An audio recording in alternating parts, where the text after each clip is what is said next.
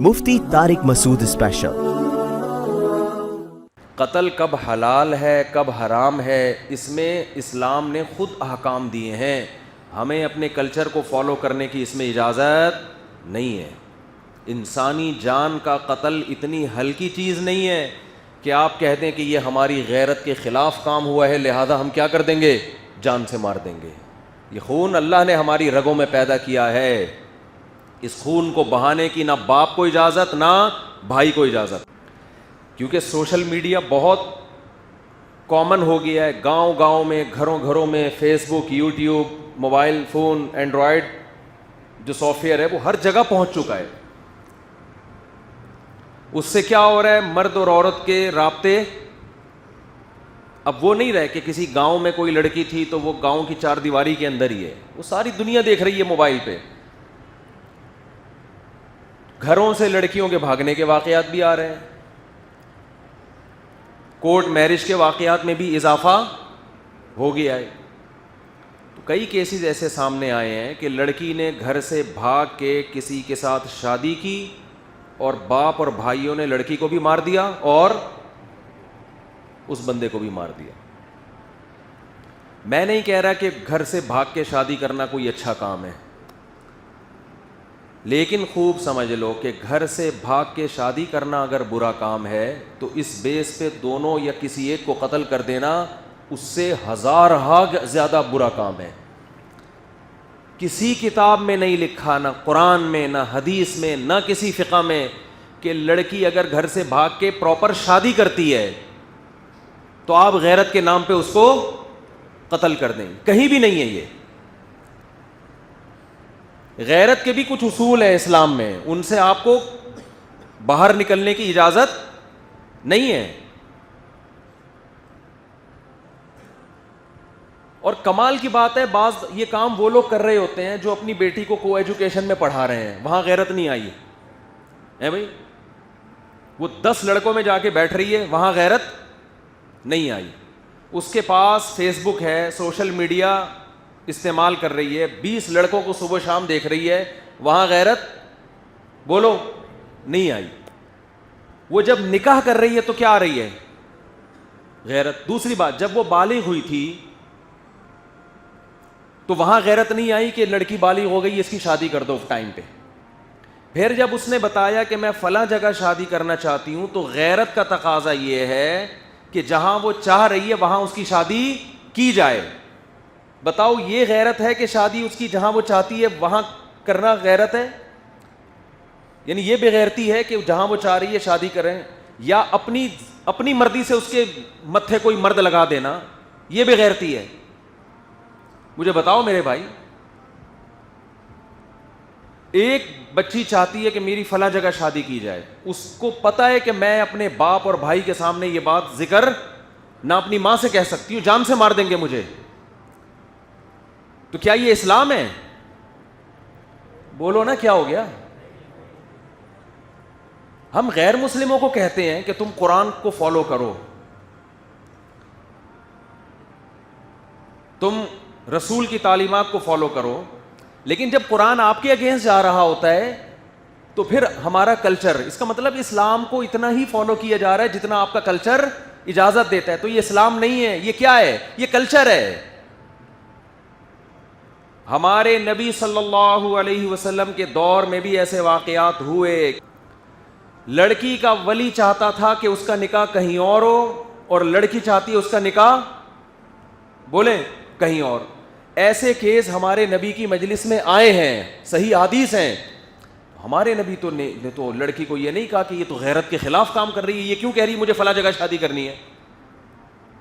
بھائی محمد صلی اللہ علیہ وسلم سے زیادہ کوئی غیرت مند ہو سکتا ہے؟ تو آپ کو تو غضبناک معاذ اللہ ہو جانا چاہیے تھا کہ ایک لڑکی، ایک نوعمر بچی تھی، اس نے یہ بولا کیوں کہ میں وہاں نکاح کرنا چاہتی ہوں؟ یہ بولا کیوں اس نے؟ یہ اپنی ماں سے یہ کیوں ذکر کیا اس نے؟ نہ تو نبی نے اس کو غیرت کے طعنے دیے، نہ نبی صلی اللہ علیہ وسلم نے اس لڑکی کے ولی کو یہ کہا کہ تم گن پوائنٹ پہ اس کی وہاں شادی کراؤ جہاں تم چاہتے ہو، اس کی مرضی کی پرواہ نہ کرو۔ بلکہ بالکل ہمارے معاشرے کے الٹ کام ہوا ہے کہ بچی چاہتی تھی کسی غریب صحابی سے نکاح کروں میں، اس کے ولی چاہتے تھے مالدار صحابی سے، اور مالدار صحابی مغیرہ ابن شعبہ، حضرت مغیرہ ابن شعبہ فرماتے ہیں کہ مجھے وہ لڑکی، وہ بچی تو نہیں، یعنی ان کی بیوی تھی نا، نوعمر تھی، مجھے وہ مل چکی تھی، مگر نبی صلی اللہ علیہ وسلم نے جب دیکھا کہ بچی کہیں اور نکاح کرنا چاہتی ہے، مجھ سے چھین کے اس کے حوالے کی گئی جس سے وہ نکاح کرنا چاہتی تھی۔ تو ایک یہ والی غیرت ہے، ایک ہماری اپنی غیرت ہے۔ تو آپ بتاؤ کون سی قرآن و سنت کے مطابق ہے؟ غیرت یہ نہیں ہے کہ آپ کی بچی کہیں نکاح کرنا چاہتی ہے تو آپ اس کو یہاں اس کے یہاں پسٹل رکھ دیں، اس کے غیرت یہ کہ جہاں وہ چاہتی ہے آپ وہاں اس کا نکاح کر دیں۔ ہاں اگر غیر کفو ہے، اس کے لحاظ سے بہت کمتر ہے، کوئی چرسی ہے، کوئی ہیروئنچی ہے، پھر شریعت نے باپ کو یہ حق دیا ہے کہ وہاں اس کو نکاح نہ کرنے دے، کیونکہ اس میں خاندان کی عزت داؤ پہ لگے گی۔ ہمارے ہاں کفو اور غیر کفو کا جو معیار ہے وہ نہیں رہا جو اسلام نے بتایا ہے۔ دیکھو اسلام کہتا ہے لڑکی غیر کفو میں نکاح نہیں کر سکتی۔ غیر کفو کا مطلب وہ جو اس کے ہم پلہ نہ ہو، اس سے کمتر میں نہیں کر سکتی۔ لیکن کمتر کی ڈیفینیشن غیر قوم نہیں ہے، کمتر کی ڈیفینیشن یہ ہے کہ لڑکی ایک اچھے خاندان سے تعلق تھا اور لڑکا چرسی ہیروئنچیوں کے خاندان میں پیدا ہوا ہے، یہاں اگر آپ کی بیٹی نکاح کرتی ہے تو آپ کی عزت کا جنازہ نکلے گا، یہاں آپ روک سکتے ہیں اس کو۔ لیکن اگر وہ اپنے ہم پلہ میں کر رہی ہے، چاہے وہ غیر خاندان ہو، وہاں آپ کو اس سے روکنے کی اجازت، بولتے کیوں نہیں بھائی، نہیں ہے۔ سوشل میڈیا پہ بھی ہے، وہ کورٹ میرج ہو رہی ہے، باہر نکلتے ہی کیا کر دیا، دونوں کو گولی مار دی۔ اور اکثر اس طرح کے خاندانوں میں سب کی بات نہیں کر رہا، مرد جو مرضی عیاشی کرتا پھرے۔ اسلام یہ کہتا ہے کہ جب آپ کو یہ شبہ ہے کہ آپ کی بیٹی، آپ کی بہن کہیں کسی کو لائک کرتی ہے، تو اسلام یہ نہیں کہہ رہا کہ اس کو کیا کرو، آپ اس رشتے کو توڑو۔ اسلام کہتے ہیں اس کو کس میں بدلو، حلال میں۔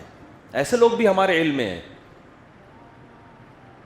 اس کے بعد آپ اس کو دھمکی دے سکتے ہیں کہ بھئی ہم نکاح کر کے بھیجنا چاہتے ہیں، آپ عزت سے آؤ، بات کرو، اگر نکاح پہ ایگری نہیں ہو تو اب دوبارہ دروازے پہ نظر آئے تو بھی قتل کی اجازت، پھر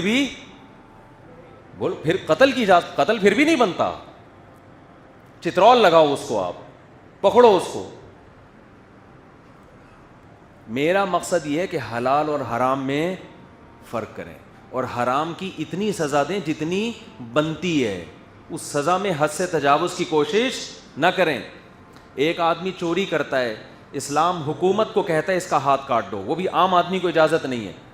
لیکن ایک آدمی نے چوری کی، آپ نے ان کے سر قلم کرنا شروع کر دیے غیرت کے نام پہ کہ میں چور کے وجود کو معاشرے میں برداشت نہیں کر سکتا، تو بھائی یہ غیرت حد سے بڑی ہوئی ہے۔ چور کو گردن اڑانے کی اجازت نہیں ہے چور کی۔ ایک آدمی زنا کرتا ہے، 4 گواہوں سے ثابت ہو گیا زنا کیا ہے، تو اسلام یہ کہتا ہے کہ گورنمنٹ کے ذمے ہے کہ جب 4 گواہوں سے ثابت ہو جائے، اگر یہ شادی شدہ ہے تو اس کو رجم کیا جائے، کنوارا ہے تو اس کو 100 کوڑے چوک پہ لگائے جائیں۔ لیکن آپ نے دیکھا کسی شخص کو زنا کیا، اس نے، آپ نے پکڑ کے اس کا سر قلم کر دیا۔ اب علماء آپ سے پوچھ رہے ہیں بھائی یہ کس بیس پہ تم نے سر قلم، آپ نے کہا میں معاشرے سے زنا کو ختم کرنا چاہتا ہوں۔ تو بھائی معاشرے سے زنا کو ختم کرنے کے لیے آپ قرآن سے آگے کیسے نکل رہے ہو؟ قرآن کہہ رہے 100 کوڑے بنتے ہیں، وہ بھی آپ نہیں بلکہ گورنمنٹ۔